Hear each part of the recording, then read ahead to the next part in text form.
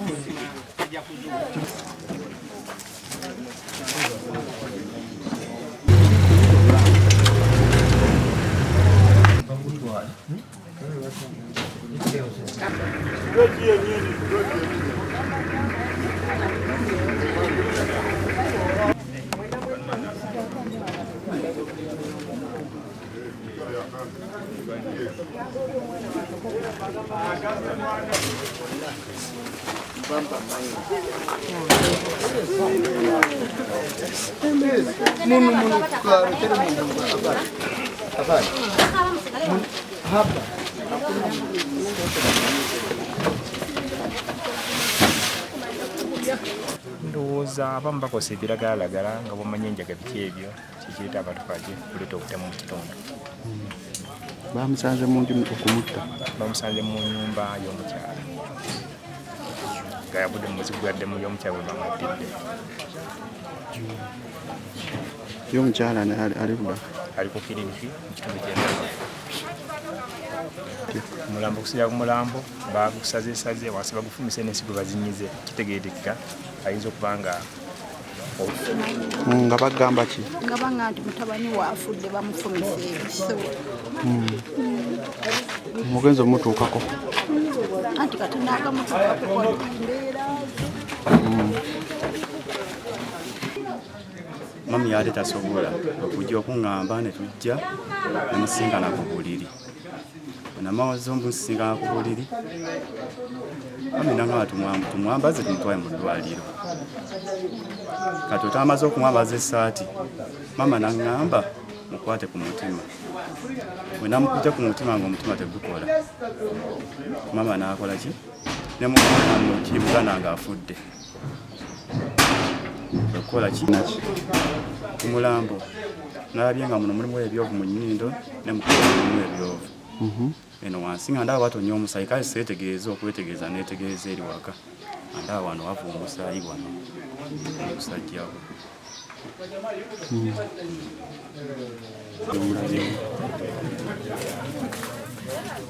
Bamufumise wano mu busajja. Wadde ekintu wano bavaamu omusaayi wano mu busajja. Ne waggulu ayitwamu ejjoofu mu nnyindo. Bamusanze mu nju. Yani amanya omwana? Mukiibi Moses. Alina emyaka ng'emeka? Kale omwana omuto nnyo. Gavumenti erina okutuyamba ennyo ate n'ekirala ekireese omutawaana bantambula tebateerako mutambula kati nga bano kuggombolola abaserikale ne babawa ebidduka ebisobola okulawuna mu bitundu nga bino. Kati ekitundu kino ekyaffe kino nama wano kirimu ettemu ekiriibwenyi. Mulimu ettemu ekiyitirivu. Ekyalo bakiyitaani? Nama wano.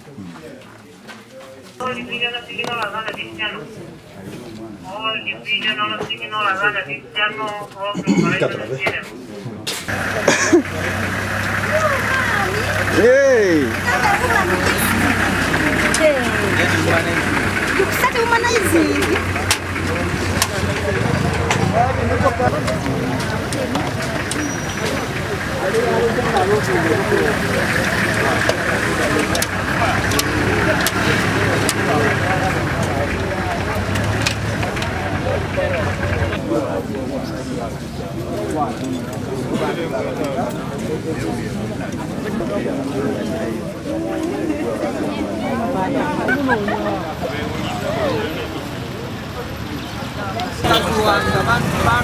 batwala mu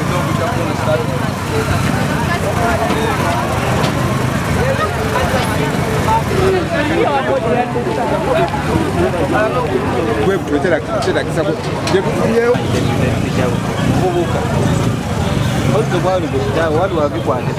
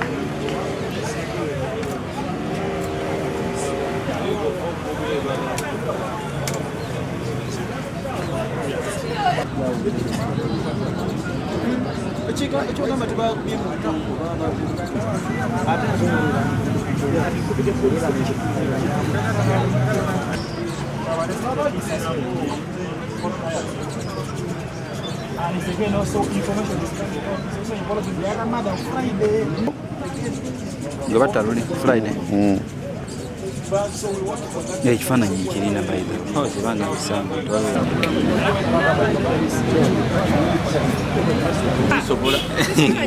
nga lwaki kuteeka mu kamera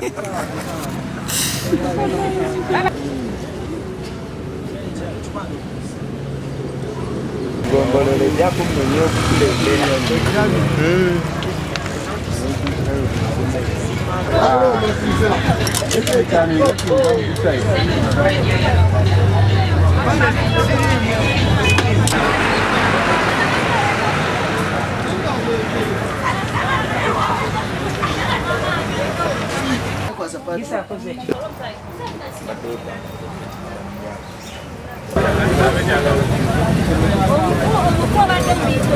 mukwano gwange ludde naye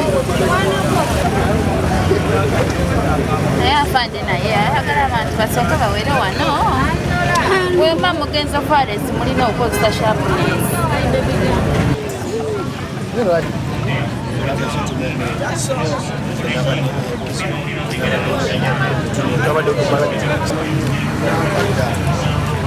olw'obusobola okukolagana bwetandika okufumita abantu ebiso era kyoba ofunamu linya waggulu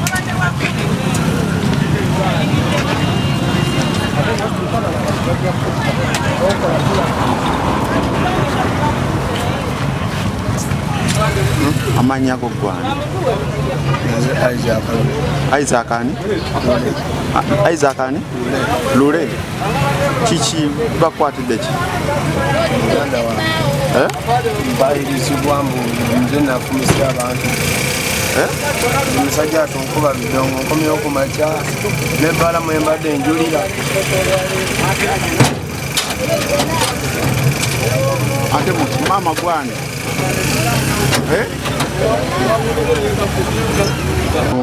wali nga ku Church of Uganda ku Central Church of Uganda ng'oyambuka wano Kyetume bamufumise ebiso biweranga 6 naye kiri serious kyekiri mu mbiriizi yalwanye kati mu budde buno ensawo gye yabadde naye mulimu abaddemu sente naye n'ebiwandiiko bye byonna kubanga abadde staff mupya kati ebiwandiiko bye nabyo byabadde mu nsawo yabadde asetolinga so ndowooza poliisi egenda kukola omulimu gwayo era tujja kugisaba ebeere nga eggusa ensonga eno amannya nze basajja Suli Daniel deputed master wa Seroma Nakisunga staff waffe omu yakubiddwa abavubuka abatanategereka era ne bamufumita ebiso abadde staff mupya nga mukama waffe bwe yannyonnyodde naye nga kakati mu budde buno ali ku Namirembe hospital wali Mukono kakati tumaze okuba in touch ne poliisi emaze okutulaga ekozesa embwa yayo konga lusu emaze okufunayo omu naye mu budde buno nga poliisi bwesabye CID section bakole search ku nju eno kubanga ate nakwatiddwa abadde ne misango emirala mingi muli egyekuusa kutta oli ayabadde afudde okusooka so kati bali in touch ne CID ndaba kirungi babongedde enforcement kansuubire twagala kulinnya ku insecurity eri mu kitundu kino era nkiwa ekitundu kino kijja kuba bulungi kumala okugonjoola ensonga tuwozeera mbeera ya nsimbi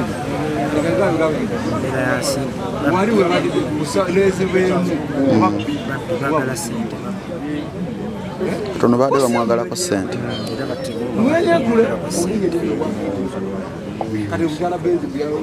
bali bana kubanga waliwo gwe basooka okusalako okutwe ye Lufumbi oli n'amufumita n'amusalako okutwe kakati omuntu omulala ye tenanti wange Bukenya era keesi gyeri Mukono ku poliisi n'ekiso kyennyini n'ejjambiya gyeri era gwe bakutte yakikola alina ne banne bangi nnyo kati omulala gwe basse bamusse wali eri Wampengere bamuziika Gyekoyima esebo n'ebiri mu ggwanga essaawa zino tuli mu kutya kunene waffe nga ffe abavubuka ku ssaawa zino ekiriwo kiri mu tuloba lyaffe nti tuli bavubuka naye naffe kennyini tuli mu kutya okubereere kuba tutambula n'ova gy'ova obudde ne bukwatira gy'okwatidde ogezaako sambesambe odde waka ate ogenda owulira nti wogenda oyita wenyini webakoledde ebikolobero modulo ezo so n'olw'ensonga etusaba obukuumi obw'amaanyi ennyo tetufuddeyo babakwata baani kasaba nga abakuumaddembe bebakwata dani okusanga abatemu ojja kuba basanyufu nnyo ensonga yegonjolwa abadde yakoze eki alumiza omuliro gw'omuntu batuse ku nkenke tukyakola olwokusinza nti embeera mbi naffe tusigala tukweja tunonya kawunga batulemeseza Bukenya nva ku mulimu teguvuddeko abaana ne banteeka konna baalaawe bannaalo kusenewakaku banyimiriza nali ku piki yange bekiika mukubo nenyimirira nebavaayo aga ntutomera nti batandika okankuba bugumu feesi yo nange ezinge muno talina n'obugulu w'omutwe kyalumizibwa ne bakwata abantu batuuse Mukono ne mu bwangu ddala ne bavaayo kitegeeza abantu balina ekikosi ky'amaanyi nnyo ne bakolagana nabo olwalirira mbadde ku nsonga waliwo abantu ababebazi omuntu bagwe basiira ate n'okiri ekikeesa so bali balina kubakoza ekyo basiira tutawuliramu so twagala okuyambako ne polisi yenyini babakwata nga babadda ensonga era nga alina abakkiriza olw'ensonga nti abantu batuusa okudduka mu kitundu kyaffe bakiveemu n'abandize bakisengemu era bagenda kugaana okujja abandirese bizinensi baziteekemu no bagamba tetujja kgenda yeeyo babbi batemu badduke bagenda awalala so nga naffe twandiyagadde abalina ku ssente otusinga kubasembere abantu bafune ku mirimu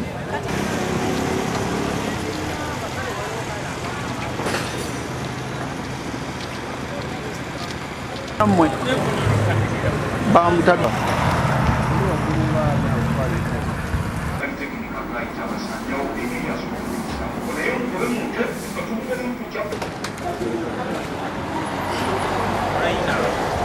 tandika amannya nze naluze Florence musawo naluze Florence nkolera Kisoga dwalo lyesoma dom clinic nafunye abalwadde wano bafumise ebiso omulala yatuuse ssaawa 5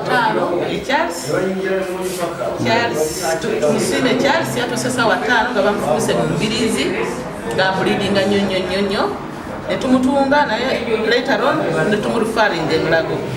Then the second person was Mwesigwa Ivan.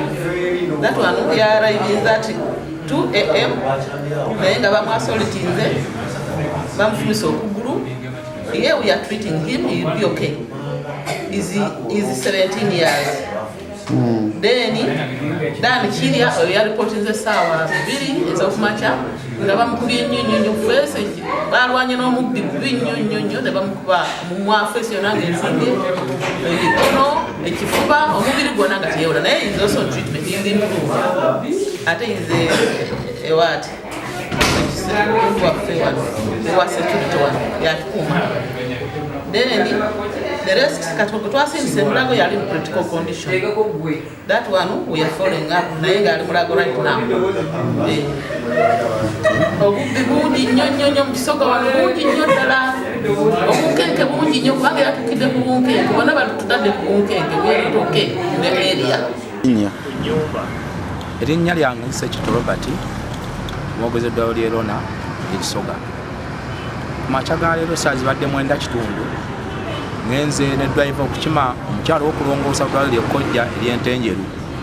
Tugende tuleeta omukyala tukomawo bulungi yogera mutandika okukola ku mukyala enze ne nkwata ekkubo nzireyo waka balina akatambulako ebigere nga 5 6 abavubuka ne bansalako ennyuga ennaku zino omu avudde ku kkono bala avudde ku ddyo nga bambadde ebisawo ne bangoba emisinde emiyitirivu paka ku mulyango.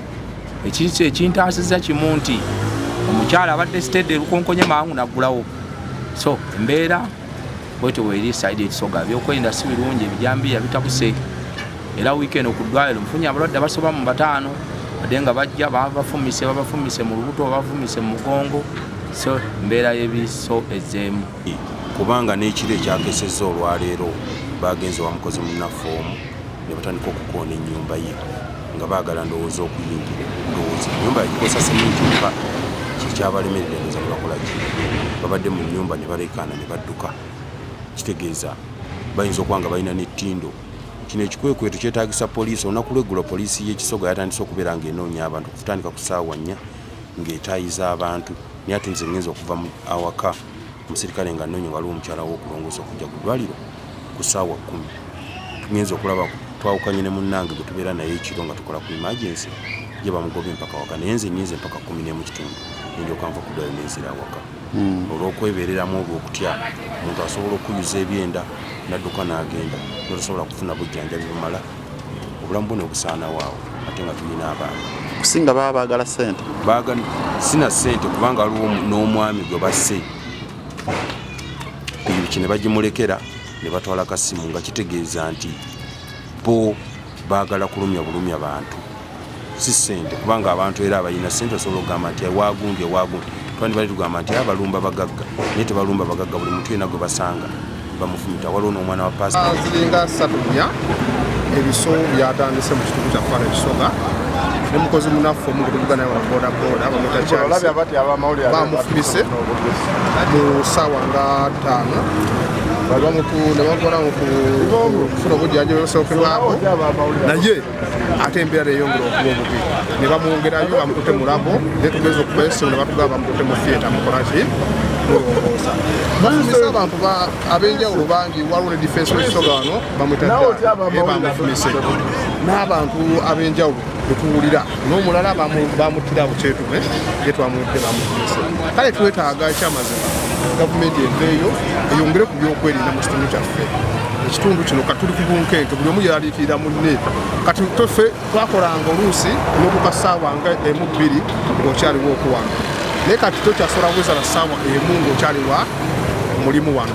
Ate kati n'emirimu gyaffe nagyo gyakendera okuba nga tekyasobola kukolaki nsonga nkulu omu kati obudde buno ali ku bunkenke tasobola kuddira poliisi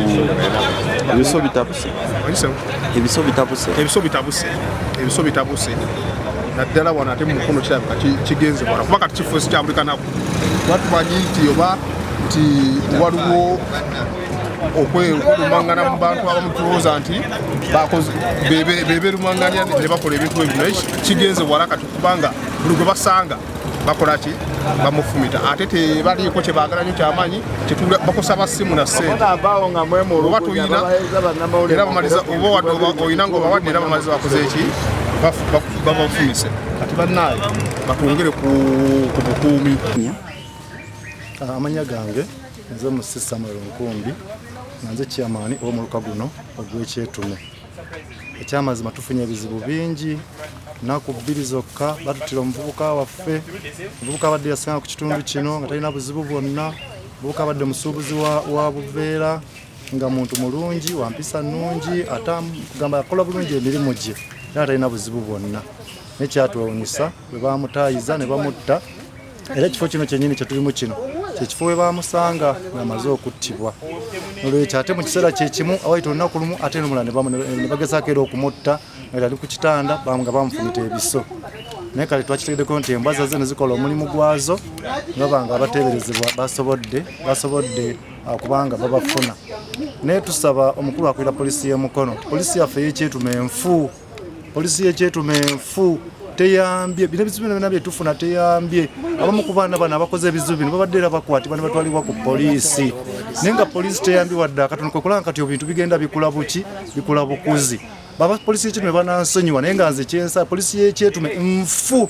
nze buli buzibu bonna obujja ntegeeza giso ne mugamba giso tulina obuzibu obufaanana bwebu timutuyambye mutya giso buli lwagenda ku polisi era tetuyamba n'ekyo kati polisi ng'abakulembeze tetukyagendayo twabaleka bali ku byabwe naffe tuli ku byaffe naye nga bwe buzibu bwetufunye bantu baffe kufa tusaba DPC wa Mukono atuyambe atukole enteekateeka ennungi polisi y'ekyetume tusobole okufuna abasirikale abalungi.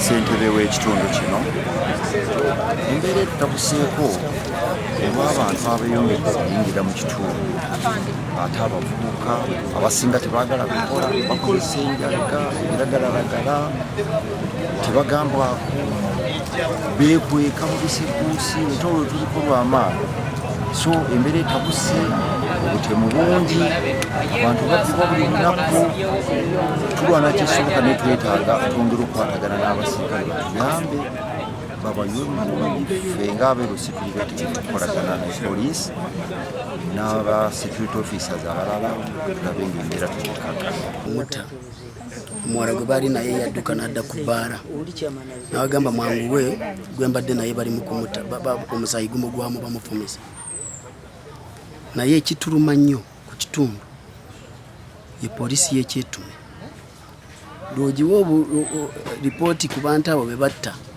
n'abalala be bali mu kutemula tibavaayo gye bali ate era omutwala okwemulugunya babagamba mugende wa Katonda yajja kubayamba kati tusobeddwa ng'abantu b'ekyetume ne Rufumbi okulaba nga abandi tuyambye batugamba ebigambo bifaanana bwe biti nga omuli ne CID gwe bateeka Kyetume bamuyita Latifu waliwo n'omukyala gwe batemera ebitooka we bafumitidde omuntu wa leero gwe tuliwo leero ne tumugamba waaye wano wafuuse obuzibu kubanga abatemu tibavaawo mu kifo ky'okukola omulimu gwe yatugambye tugende wa Katonda yajja kuyamba Kyetume.